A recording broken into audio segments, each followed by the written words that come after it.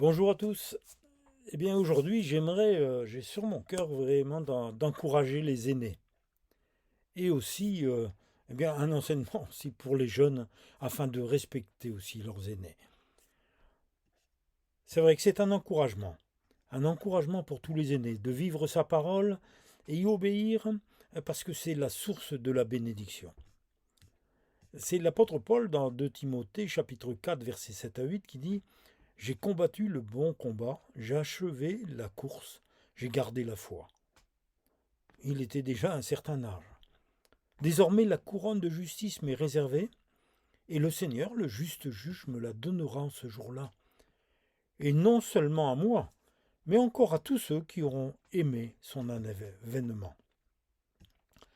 Il est important de regarder l'histoire de ceux qui nous ont précédés. Vous savez, ce sont des témoignages. Et Paul aussi était un homme de son temps, je dirais, qui aimait le Seigneur et qui nous a laissé, par ses écrits, par les paroles que Dieu lui a inspirées, des choses formidables. Ils ont marqué leur époque, mais marquent aussi notre époque, et en bonté et en persévérance dans leur recherche en Dieu. Des gens pensent qu'après un certain âge, eh bien, que ces personnes ne servent plus à rien. Ça, c'est dans le courant actuel. Et cela me rend triste parce que il y a là un rabaissement, je dirais, qui n'est pas logique. On oublie certaines choses et on se prive des bénédictions de Dieu, je dirais, qui demande de bénir les personnes âgées. Parce que si dans une société on dit que les personnes âgées deviennent des fardeaux pour la société, eh bien, euh, c'est pas normal. C'est pas normal. N'oubliez pas, vous aussi qui commandez, vous aussi les jeunes, eh bien qu'un jour aussi, vous entrerez dans cette période. Et l'Esprit de Dieu veut nous encourager. Il est vrai que la dure réalité de la vieillesse demande du temps pour être comprise. Vous savez, les fils des ans, on commence à avoir mal aux genoux, mal aux reins, mal. Hein. Parfois même, on donne une annotation qui est pas terrible. Hein. On appelle ça les tamalous. Hein. Mais c'est pas cela. Avec Dieu, c'est différent. Il est vrai qu'il y a une réalité, qu'il faut du temps pour la comprendre. Et une acceptation aussi pour continuer le chemin avec plus de lenteur. On peut comparer la vieillesse, vous savez, à l'ascension d'une montagne. Hein, plus vous montez, plus vous êtes fatigué et hors d'haleine. Le souffle devient difficile. Mais en réalité, combien la vision peut s'élargir, là, quand vous êtes tout en haut. Et mes amis, là aussi, même si vous êtes fatigué, même si le souffle devient difficile, n'oubliez pas que plus vous montez vers la montagne du Seigneur avec le Seigneur dans votre communion, eh bien plus votre communion avec Christ va élargir votre vision de l'union avec Jésus. Rien n'est jamais terminé avec le Seigneur. Alléluia. C'est souvent une nouvelle aventure. Moins rapide, c'est vrai, mais avec la destinée que le Seigneur nous a tracée, elle s'accomplira. Non plus avec nos propres forces, mais avec son aide précieuse et par son Saint-Esprit, en nous.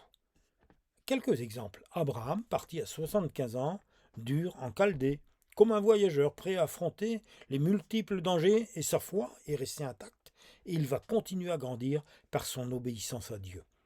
Genèse 12, 1 à 4. L'Éternel dit à Abraham: Va-t'en de ton pays, 75 ans, hein, de ta patrie et de ta maison de ton père, dans le pays que je te montrerai. Abraham partit comme l'Éternel le lui avait dit.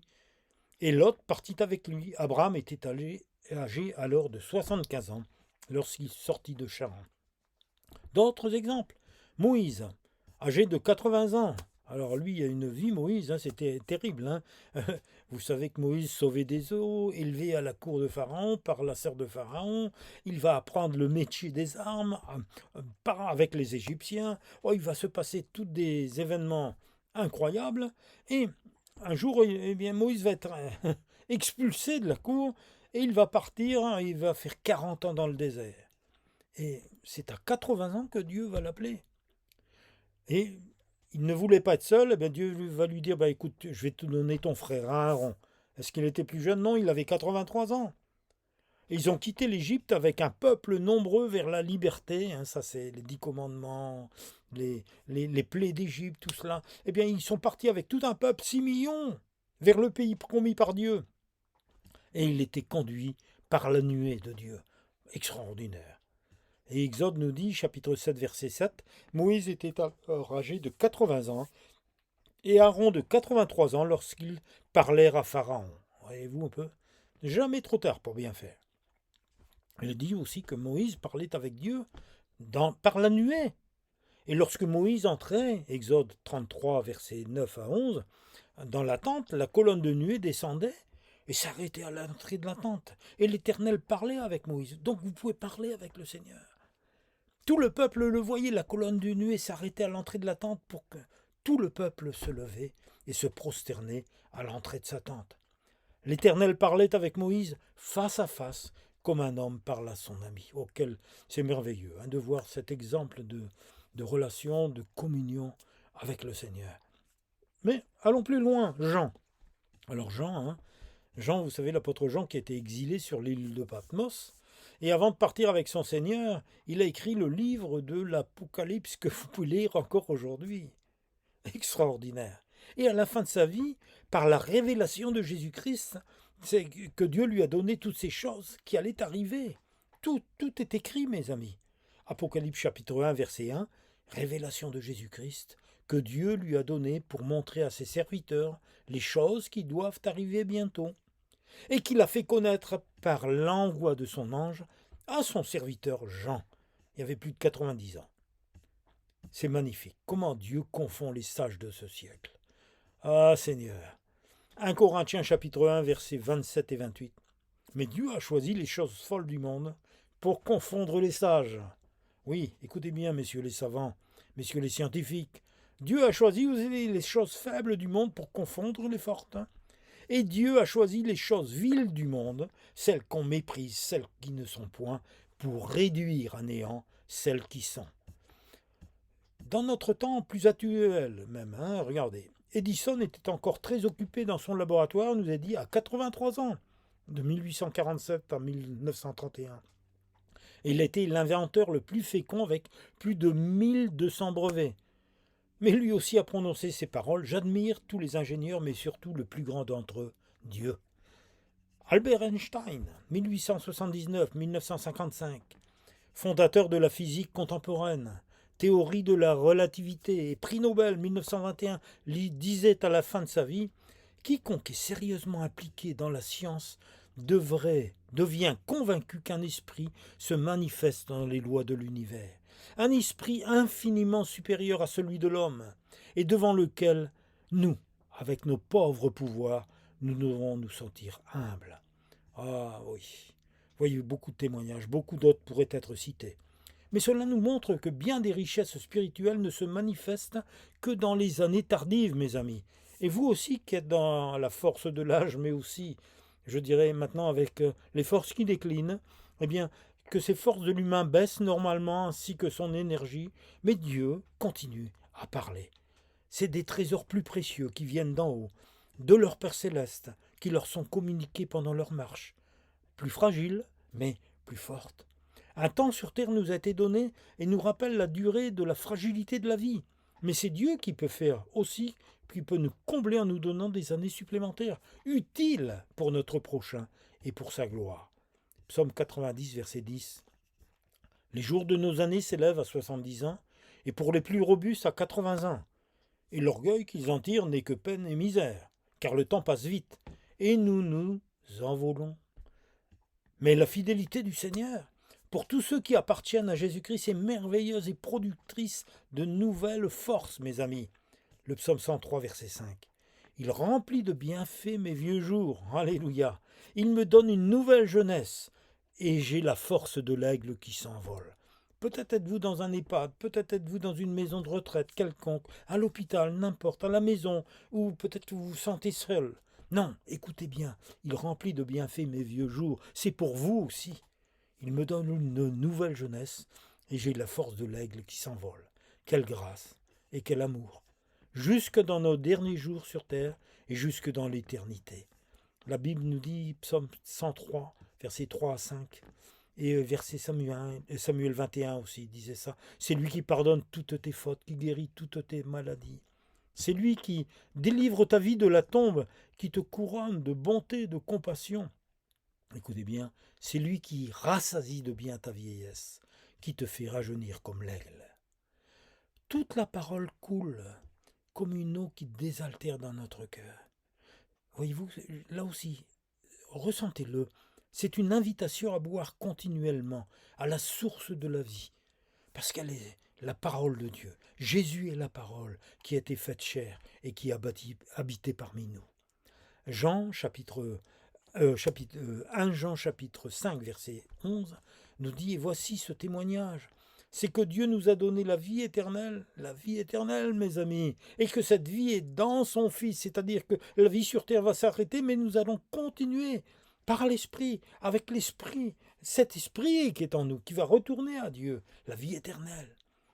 Il est dit que Jésus nous a fait connaître son Père. 2 Corinthiens chapitre 5 verset 19. Car Dieu était en Christ réconciliant le monde avec lui-même. Donc, on voit l'œuvre de Dieu, le Père, pour nous communiquer la vie éternelle. Dans Colossiens, aussi 1, versets 19 et 20, car Dieu a voulu que toute plénitude habitât en Jésus. Dieu a voulu, par Jésus-Christ, le Christ réconcilié, toute chose avec lui-même, tant tout ce qui est sur la terre que ce qui est dans les cieux, en faisant la paix par le sang de la croix. Christ a donné son sang sur la croix. Jésus s'est sacrifié pour chacun d'entre nous, pour nous, quel que soit notre âge, afin que par sa mort et sa résurrection par son Père, nous ayons la vraie vie, pour continuer glorieusement notre marche jusqu'au jour où nous habiterons pour toujours avec lui. Alors mes amis, continuez, frères et sœurs, quel que soit votre âge.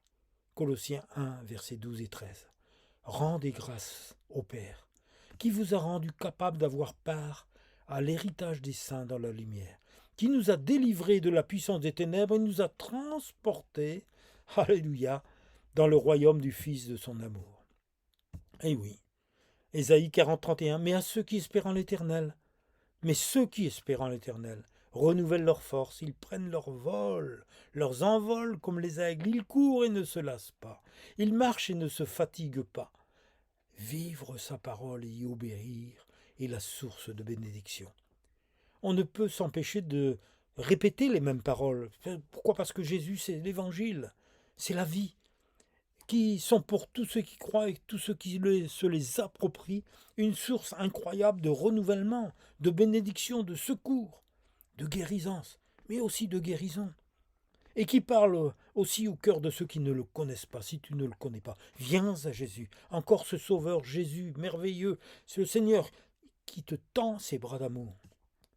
Jésus, dans Jean 14, 6, dit « Je suis le chemin, la vérité et la vie. Nul ne vient au Père que par moi. » N'écoute pas les autres chemins. Jésus est le chemin. Il n'y en a pas d'autre. Il n'y a pas plusieurs chemins pour aller à Dieu. C'est le chemin que Dieu a décidé. Et Jésus est venu. Il est le chemin. Et il vous invite, venez à moi, vous tous qui êtes fatigués et chargés, et je vous donnerai du repos. Prenez mon joug sur vous et recevez mes instructions, car je suis doux et humble de cœur. Et vous trouverez du repos pour vos âmes, car mon joug est doux et mon fardeau léger. Vous savez, dans l'aigle, cet oiseau créé par Dieu, il continue à être une source d'enseignement.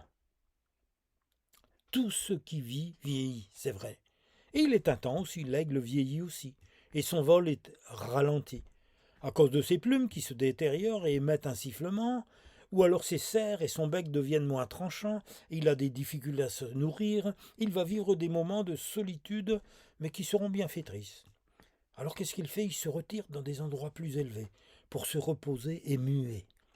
Ses plumes alors sont remplacées par d'autres, et il ôte lui-même celles qui sont abîmées.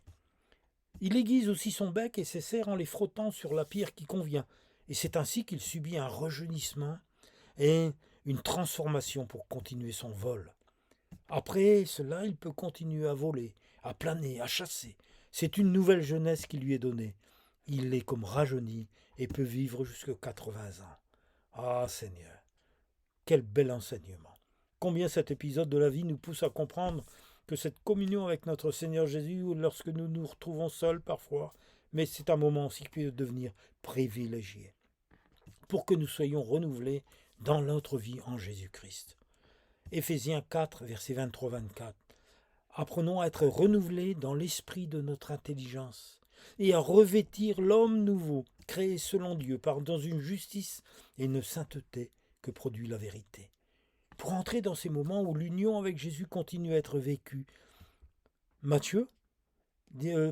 Éphésiens nous dit, chapitre 2, versets 4 et 5, « Mais Dieu qui est riche en miséricorde, à cause du grand amour dont il nous a aimés, nous qui étions morts par nos offenses, nous a rendus à la vie avec Christ. » Nous vivons avec Christ. C'est un rajeunissement continuel de notre esprit qui se produit. C'est pourquoi nous ne perdons jamais courage. Même si notre être physique se détruit peu à peu, disait Paul, 2 Corinthiens 4,16.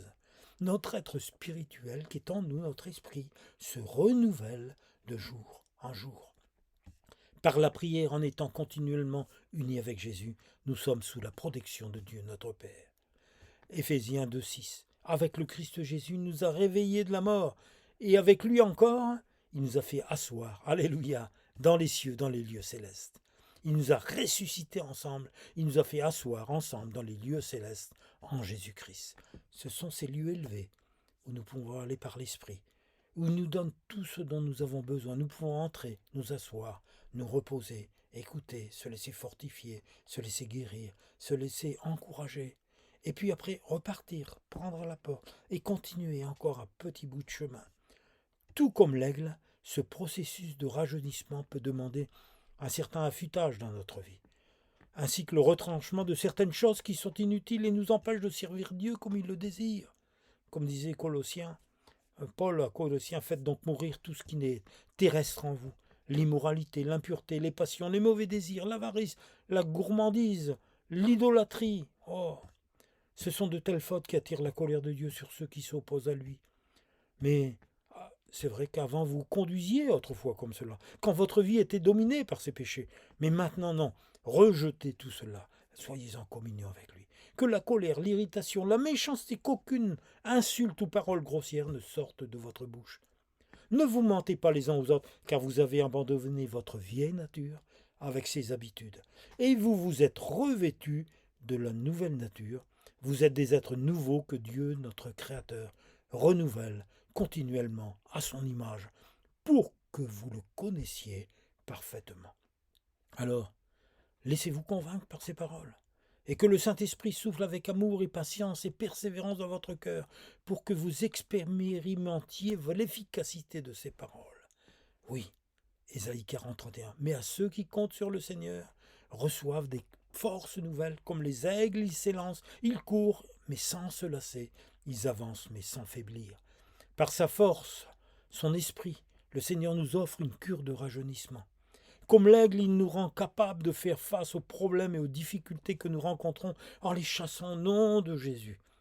Laissons-nous élever là-haut, en la présence de celui qui a triomphé, Jésus-Christ, et qui a désarmé les puissances invisibles des ténèbres à la croix par son sang, et qui est le chef de toute domination, de toute autorité, de toute puissance dans les lieux célestes. Éphésiens 1, 19, 22. Quelle est envers nous, qui croyons, l'infinie grandeur de sa puissance, se manifestant avec efficacité par la force, la vertu de sa force, et il l'a déployée en Christ, en le ressuscitant des morts, et en le faisant asseoir à sa droite dans les lieux célestes. Oui, au-dessus de toute domination, de toute autorité, de toute puissance, de toute dignité, de tout nom qui ne peut se nommer, non seulement dans le siècle présent, mais encore pour les siècles à venir, c'est-à-dire pour aujourd'hui. Dieu a mis tout sous ses pieds, sous les pieds de Jésus, et il l'a donné, c'est lui le chef suprême de l'Église, qui est son corps, la plénitude de celui qui remplit tout et en tous. Alors chrétien, réveille-toi, combat, persévère. Et les obstacles terrestres seront vaincus, si nous les repoussons en les chassant de chaque problème. Nous savons que Dieu règne à jamais. Sa majesté couvre les cieux et sa gloire remplit la terre. C'est comme l'éclat de la lumière, des rayons partent de sa main là où réside sa force. Sa bonté et son amour font partie intégrante de cette vie nouvelle qui vient du ciel. Laissons la parole de Dieu agir entre nous, en nous, autour de nous, et abandonnons-nous entre ses mains. Notre Père qui est aux cieux, que ton nom soit sanctifié. Règne dans notre vie de chaque jour, que ta volonté soit faite dans notre vie et sur terre, comme dans les cieux. Merci pour cette nourriture spirituelle, notre nourriture aussi de chaque jour. Merci pour la victoire contre les puissances du mal, parce que tu les as vaincus. Merci Seigneur Jésus d'être mort à notre place et d'avoir vaincu la mort en revenant à la vie par la puissance de l'Esprit de Dieu et de nous avoir donné la vie éternelle. Aide-nous à réaliser cette grâce et cette réalité dans tous les jours de notre vie jusqu'au merveilleux moment où enfin nous serons avec toi et où nos yeux te verront. Sois béni Seigneur, adoré Seigneur, que la paix de Dieu, son amour et sa grâce vous inondent en cette belle journée. Amen.